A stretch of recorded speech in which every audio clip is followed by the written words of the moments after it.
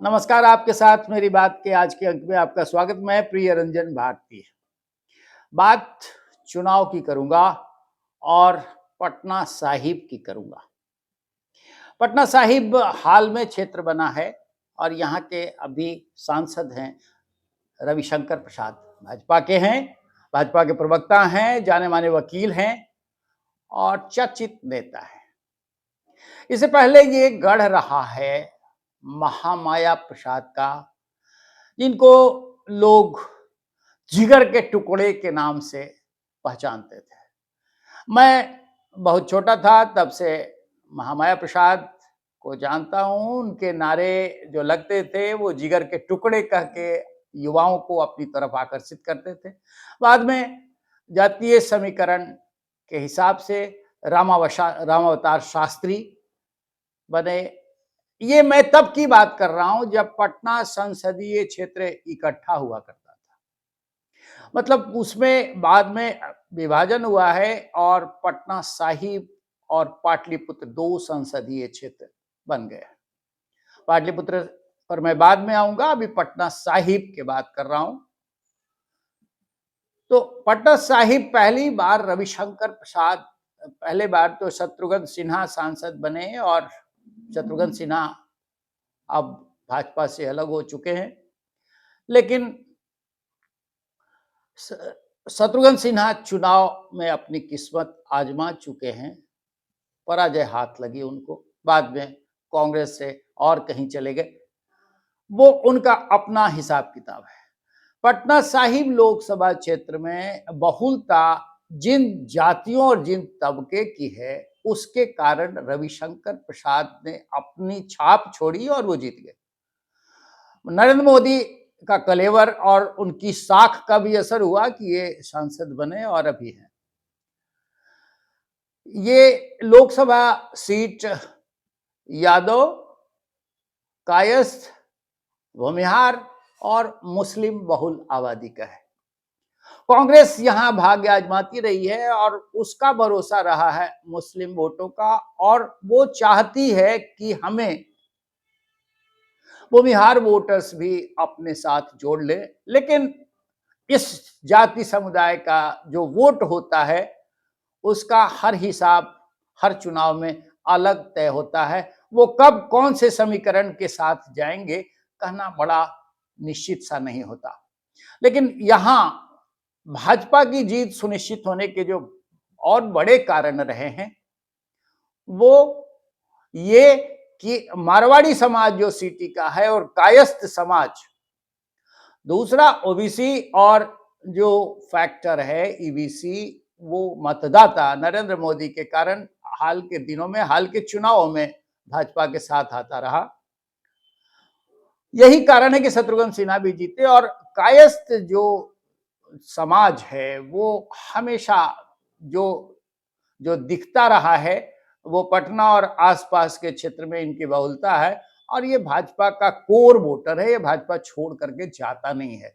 कोई दल अगर मुगालते में रहे कि कायस्थ को हम अपने पाले में ले आएंगे तो शायद वो मृग तृष्णा में जी रहा है। और इसी मृग तृष्णा में शेखर सुमन ने भी भाग्य आजमाइश की कांग्रेस के उम्मीदवार बनके, लेकिन उनके पल्ले लगा नहीं कुछ, हाथ से कुछ भी नहीं आया, उनका हाथ खाली निकल गया। और शायद वो अब अपना भाग्य पटना साहिब से या पाटलिपुत्र से आजमाने के मूड में नहीं आ पाएंगे।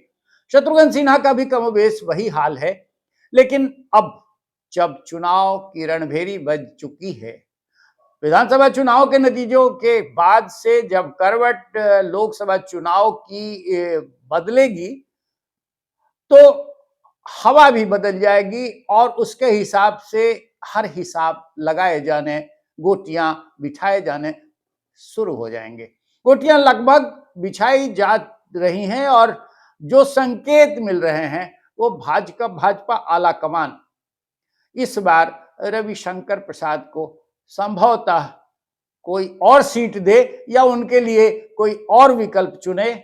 ये सीट कोई और उम्मीदवार भाजपा तय करेगी। भाजपा का नाम मैं इसलिए ले रहा हूं कि भाजपा का प्रभावशाली क्षेत्र है ये। रविशंकर प्रसाद को यादव वोट भी नंदकिशोर यादव जो पटना साहिब के विधायक हैं उनके कारण, उनके प्रभाव के कारण मिलता रहा है और बाकी जातियों का वोट भी मिला है। अब उम्मीदवार किसे बनाएगी भाजपा और महागठबंधन में ये सीट INDIA के किस दल के खांचे में जाएगा, पाले में जाएगा, ये अभी तय तो नहीं है, लेकिन कमोबेश कांग्रेस भाग्य आजमाती रही है और संभवतः लालू यादव, नीतीश कुमार भी अगर तय करते हैं तो ये सीट कांग्रेस को जा सकती है। हो सकता है कि वामपंथी दल भी भाग्य आजमाएं क्योंकि उनका कैडर वोट रहा है।